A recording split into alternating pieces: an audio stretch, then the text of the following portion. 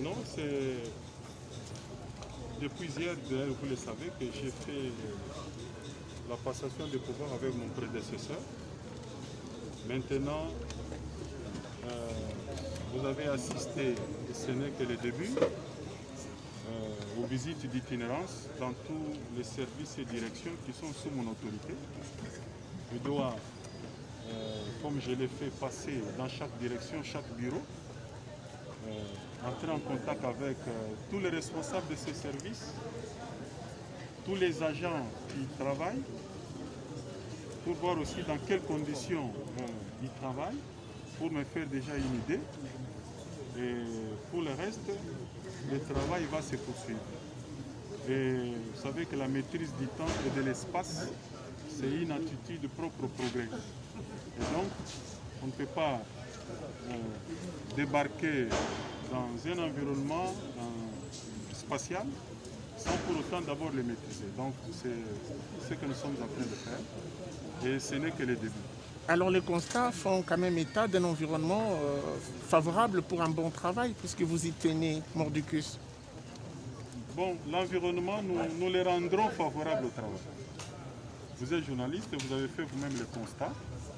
Donc, le cadre n'est pas vraiment propice pour la production d'un travail de qualité. Mais cette ronde nous a permis d'avoir une idée et d'améliorer le cadre. Et je crois que dans un bon environnement, même les agents que nous avons trouvés là, avec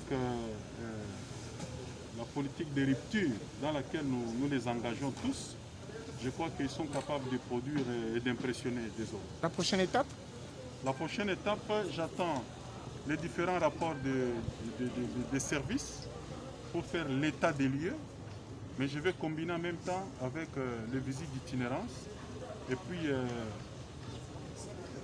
pour finalement nous guider à prendre des décisions qu'il faut et orienter le travail dans le sens où nous le voulons et selon les priorités qui sont les nôtres. Le redressement du secteur, la consolidation de la gratuité de l'enseignement. Je viens de ce côté-là. J'attends le nettoyage du fichier qui est fait au niveau interne.